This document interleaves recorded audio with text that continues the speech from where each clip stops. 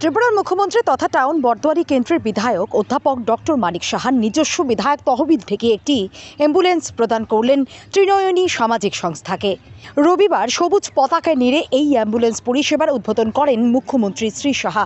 এছাড়া উপস্থিত ছিলেন আগরতলা পুর নিগমের মেয়র দীপক মজুমদার, ত্রিপুরা বিধানসভার মুখ্য সচেতক কল্যাণী রায়, কর্পোরেটর তুষারকান্তি ভট্টাচার্য সহ অন্যান্যরা। প্রসঙ্গত উল্লেখ্য, মোট 14 লক্ষ টাকা ব্যয়ে এই অ্যাম্বুলেন্সটি ক্রয় করা হয়েছে। এদিন উদ্বোধনী অনুষ্ঠানে বক্তব্য রাখতে গিয়ে মুখ্যমন্ত্রী বললেন, আগামী দিনে উন্নয়ন নিশ্চিত। এই ডবল ইঞ্জিনের সরকারের আমলে রাজনীতির কোনো স্থান নেই। আগের সরকার মানুষের উন্নয়নে ঠিকভাবে কোনো কাজ করেনি, কিন্তু এই সরকার মানুষের উন্নয়নের জন্য সকাল থেকে রাত পর্যন্ত বিরামহীনভাবে কাজ করে চলেছে। সমস্ত ক্ষেত্রে উন্নয়ন কিভাবে করা যায় শুধুমাত্র সেই দিশায় কাজ করছে সরকার। সব মিলিয়ে ত্রিপুরার ভবিষ্যৎ খুবই উজ্জ্বল। এই সরকার যেন সবাই মনে করে আমাদের সরকার, আমার সরকার, এই ভাবনা নিয়ে আমরা কাজ করছি।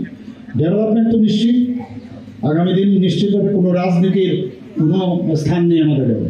কারোর বাড়িতে নলসের জল যাবে, এর মধ্যে কী রাজনীতি থাকবে বলুন? কারোর বাড়িতে গ্যাসের কানেকশন দেবো, কী রাজনীতি থাকবে? কোনো রাজনীতি নেই। কারোর প্রধানমন্ত্রী আবাস যোজনার ঘর পাবে, এর মধ্যে কী রাজনীতি? ঘর পাবে, এর মধ্যে আমার কী রাজনীতি?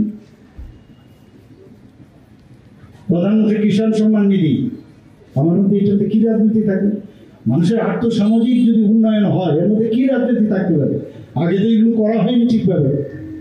আর এই সরকার ডাবল ইঞ্জিনের সরকার চাইছে মানুষের যে মৌলিক যে তাদের অধিকার সেগুলো ফিরিয়ে দেওয়া, এবং সেভাবে কাজ করছে। আপনারা দেখলেন যে ইউজ করছে, এবং আমি নিশ্চিত যে ত্রিপুরার ফিউচার ইজ ভেরি ব্রাইট।